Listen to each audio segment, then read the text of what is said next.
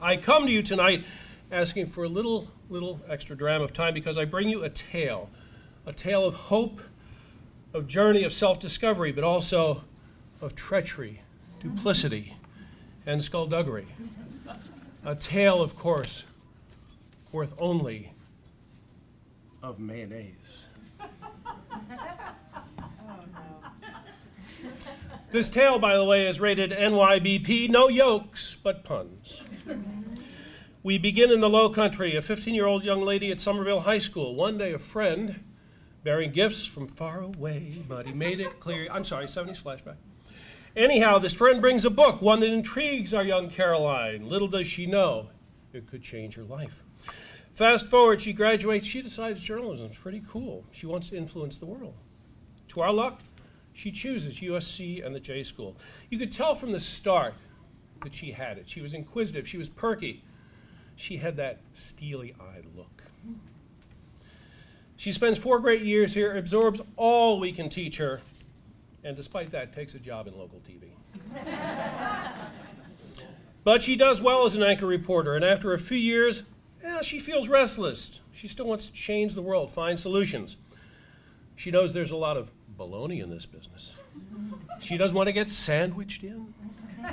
So she decides to spread her wings. Besides, as has been noted, it's journalism, so there's not a lot of bread going on. So despite all we've taught her, she goes to work marketing for a bunch of lawyers. Okay, she's been forgiven for the lapse of judgment. She was trying to find herself. One day they say, Caroline, we want you to go to a conference in San Francisco. Well, she steps off the plane. It's Bluebird, it's unicorns, it's streets of gold. She knows it's where she needs to be. Back in Columbia, she uses all those skills we've taught her. She lines up a job, place to live, gets ready to go. Well, no, actually, she just hops up and goes. No job, no place to live. But she does take care of the important thing. She finds a place for the cat where it gets catnip and massages every day. Note to self, kitten gets daily massages. What a faculty cat. I'm sorry, but I digress. One day she heads for an Earth Day event in Berkeley. Really, Caroline, Earth Day in Berkeley? I mean, couldn't it have been a county fair in Encino? Did we not teach you about formulaic writing? Anyhow, Earth Day in Berkeley. She meets this guy from Alabama who's a dream of making mayo with plant stuff, not eggs, thus freeing millions of chickens from enslavement. They talk. She remembers that book. It was about the food system and how it made her want to change the world. She wangles a job, the 20th person in a startup. Now, she's from South Carolina and he's from Alabama. But they know this dream can only happen in California because, well, Just Mayo from Hampton Creek sounds so much better than Just Mayo from Congaree Swamp. Caroline says all she learned here really helped being in a startup. She told me, you hunker down.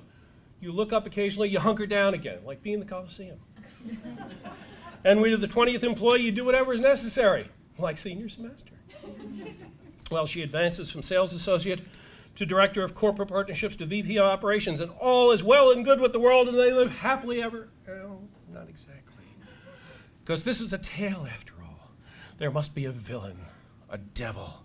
Treachery is afoot. And there is. And of course, if this is a story about Mayo, the villain, the devil, must be, wait for it, the devil egg board. Hey, come on, some respect. We have a veteran of the Mayo Wars in the room. Amazing, it's a miracle she hasn't whipped your butt already. Okay. I had to go away for that. Well, it seems the egg board doesn't take too kindly to Mayo without eggs. Lawsuits are filed, PR campaigns are launched. Caroline swings into action again, armed with those journalism skills. Yeah, she's got to deal with a bunch of lawyers, but she has those FOI skills we taught her, and they come in handy. The documents come rolling in. Very interesting reading, especially when some of the egg board folks are making jokes about knocking off your boss. The hunter becomes the hunted, the lawsuits are dropped, Just Mayo fills store shelves, and so our tale comes to an end. Today, Mayo, tomorrow, sauces and salad dressings, and eventually, the world. Well, maybe not, but I definitely have relished playing catch-up with all of Caroline's capers. Ladies and gentlemen, Caroline Love. I was worried when Doug said that he brought props. Did you take the mayonnaise with you? Yeah, you want that? I have a lot of mayonnaise at home. Wow. Doug, thank you so much. J-School faculty, staff, friends, thank you so much.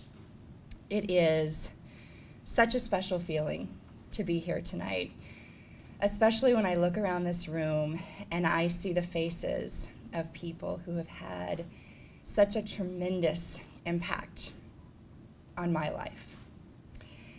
It is because of you that I am on my journey today.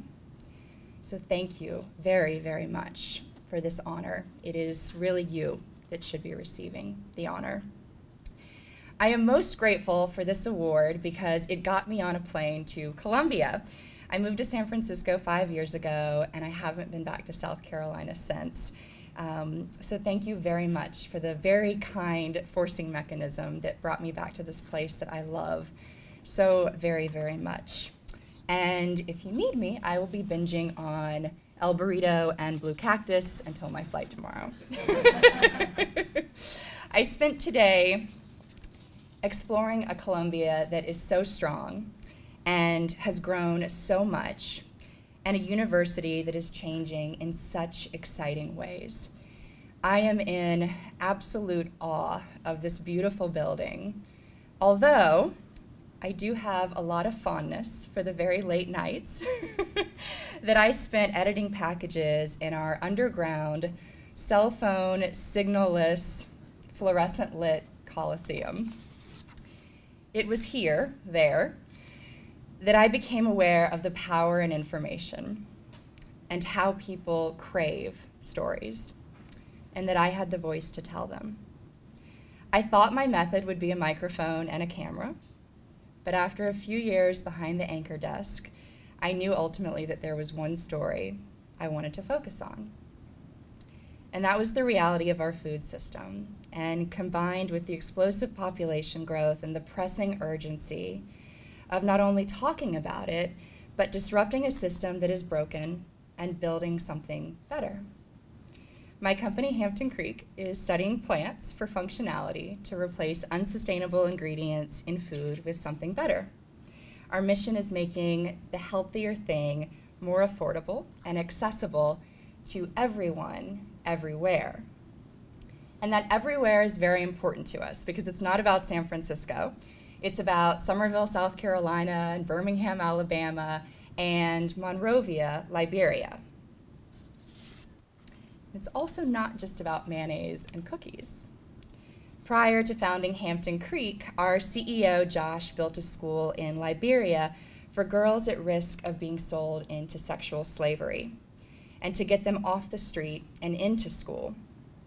Today, in the most densely populated slum in Liberia, West Point, the More Than Me School produces educated women who face the reality of zero job prospects when they graduate and no way to make a living. At Hampton Creek, we ask ourselves one question a lot. What would you attempt to do if you knew you could not fail?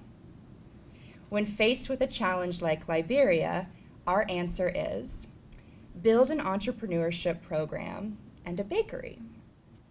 Teach business skills to smart women and watch them grow something sustainable for their lives. Later this year, I'm heading to Liberia to oversee the operations of the Hampton Creek Bakery build-out in West Point. I'm going to spend time with the young women in Monrovia as we launch our entrepreneurship program.